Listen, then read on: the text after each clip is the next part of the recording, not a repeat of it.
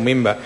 And I thought what was quite revealing was not so much in what she said but what she didn't say, and that she did not at any point commit the National Party beyond the end of this term to retaining the interest-free student loan scheme. Not at any point. She responded to a lot of the points that the Labour members had made, but not at any point did she deny that at some future point the National Party want to do away with interest-free student loans. And it would not surprise me at all if that's what the National Party want to do, because they were so vocal in opposing the interest-free student loans policy when it was first introduced.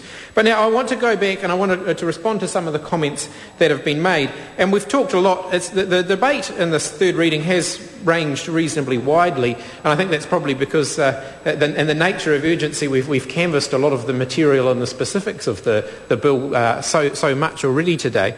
But members have talked a lot about the value of tertiary education as an investment in the future of our country, and I want to echo some of the comments that have been raised by members, particularly on this side of the House, and even some of the comments made on the other side of the House as well, around the fact that we cannot view the investment in tertiary education narrowly only in economic terms, that we actually have to look at the investment we make in all forms of education, including tertiary education, as an investment in the development of the New Zealand society, because not all of that investment will necessarily lead directly to an improved economic return, but overall, if we build the level of social capital within New Zealand by having a more educated society, then in turn that will flow on to a more economically prosperous country, one with a higher standard of living, a higher wage rate, less long-term health problems and so forth. So we have to look at the investments that we make in education, including through the student loan scheme, with that very broad picture in mind.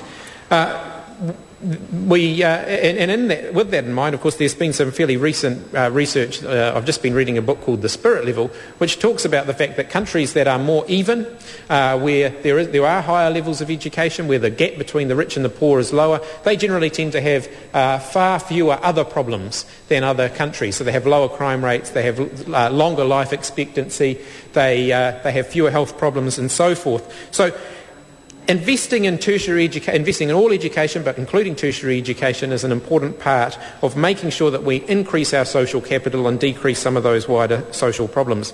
The student loan scheme provides a step on the ladder into tertiary education for those who otherwise couldn't afford it. It's a fairly recent initiative, only extends back as far as about 1992, and of course we would not have the student loan scheme had the National Party honoured the pre-election promise they made in 1990 to abolish all student tuition fees so that tertiary education would have returned to being free, which of course is what many of the members in this House received when they attended tertiary study. They received that for free, and a lot of them would have received some form of allowance during the time that they were doing their study. Some of them may have been bonded during that time. I know one of my own parents received tertiary education paid for by the state and was bonded to be a teacher as a result of doing so. So there's a whole generation of New Zealanders who benefited from policies such as that were taken away for a whole generation or several generations that have followed. And so I just want to say, to note that one of the reasons the student loan scheme was established was to make sure that despite that increased cost in tertiary education, people can still get in there and still access it, and so they're not excluded on the basis of cost. Having said that, it's not the ideal mechanism, and I, for one, hold out hope that one day we will return to a situation where tertiary education is far more accessible and where the costs aren't as prohibitive as they are now. Now, I appreciate the economic realities of that's not going to happen overnight, but I acknowledged back in 1999, when the Labour government was elected, that we weren't suddenly going to revert to the days when tertiary education was completely free, and that's why over time I was very supportive of the initiatives the previous Labour government put in place that progressively lowered the cost of participating in tertiary education, starting right in those early days with the cap on student tuition fees so that they didn't continue to grow to the massive extent that they had in the decade prior to that, and then other things such as the abolition of interest on student loans while a student was still studying. Because when I first entered tertiary study, one of the most frustrating things about the student loan scheme was that during the time that I was studying, I was accumulating interest on my loan despite not earning anything and not having any ability to make any repayments, because all of the money that I was earning through my part-time job, stacking bread for quality bakers, I was putting into paying the tertiary education, reducing the amount of money that I needed to borrow in the first place. So I wasn't making any student loan repayments. In the meantime, the interest was accumulating. The Labour government, when they came in 1990, put an end to that.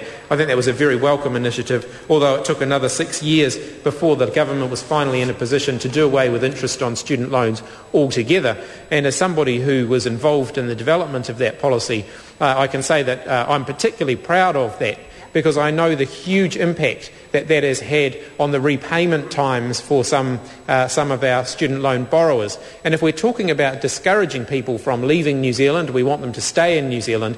Actually, one of the things that anecdotally we understand drove people away was the huge mounting student loan debts that they had by the time they'd finished studying. So by removing interest on their student loans, if they stayed in New Zealand, it provided an incentive for them to stay behind, contribute to the New Zealand economy and to our country and our society, get rid of their student loans, and I think that was a very, very good thing. Many other things in the overall mix. Step up scholarships. Stepping up as a term that seems to have been adopted by the other side these days, but it was actually the last Labour government that introduced step up scholarships to make getting into tertiary education a little bit easier for some of those who had previously been disadvantaged. Should be noted, of course, that all of these initiatives that I have just talked about were opposed by the last national government, quite vocally so as well. They opposed all of these initiatives. John Key, I think we've canvassed well and truly his pledge to fight with every bone in his body the introduction of interest-free student loans. That's right, he pledged he was going to fight it with every bone in his body. Every single bone in his body, he said, and here we are, we're a year and a bit into a national government and interest-free student loans is still there. So if he had pledged to put every bone in his body, one can only conclude that he doesn't have any spine left, as my colleague Moana Maki said. But the national government have clearly demonstrated during their time in office that they don't have a lot of time for tertiary students, and that, in fact, that they're quite intent on cutting a lot of things in tertiary education that lead to that increase in social capital, that help those people at the bottom end of the spectrum to get into tertiary education or to any form of education, upskill themselves and move on through the system. So, for example, the abolition of night classes. You can't get a student loan for night classes, but you didn't need one because they were relatively cheap. So you didn't need a student loan to get into a night class. Those are gone now. And so that was a stepping stone that led into other forms of tertiary education. That's gone. The training incentive allowance, again, reduced the amount that people needed to borrow when they went into tertiary education. That's gone. That was cut by the national government. Voluntary Students' Association membership. If they can't get the students' associations to get on board with them, they're just going to do away with the students' associations altogether. It's a tried and true trick from the National Party. If you can't get your opponents on board, do everything you can to put them out of business. So I think that's pretty sad. So, Mr. Speaker, my major concern with this bill, I think that this bill it's a good bill. We've talked a lot about the details, and I want to thank once again the Minister in charge of the bill for his willingness to engage in that debate.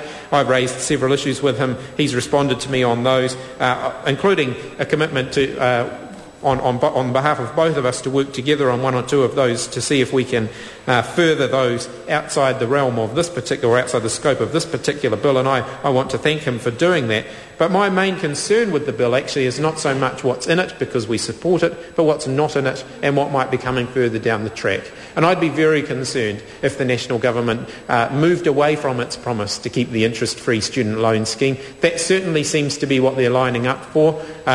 John Key mentioned in his speech that they're going to be taking another look at all of the settings around student support and tertiary education. Similar comments have been made by the new Minister for Tertiary Education, Stephen Joyce. I think it would be very sad if the National Party went back on its promise to retain the interest-free student loan scheme. Whether they were going to go back on it at this election, at the next election, or the one after that, I hope that they will maintain interest-free student loans. I think it's a very good scheme. It's one that we're very proud of. I'm very proud of it. It was passed by a Labour government despite a very vocal opposition from the national government. I'd like to see it stay in place.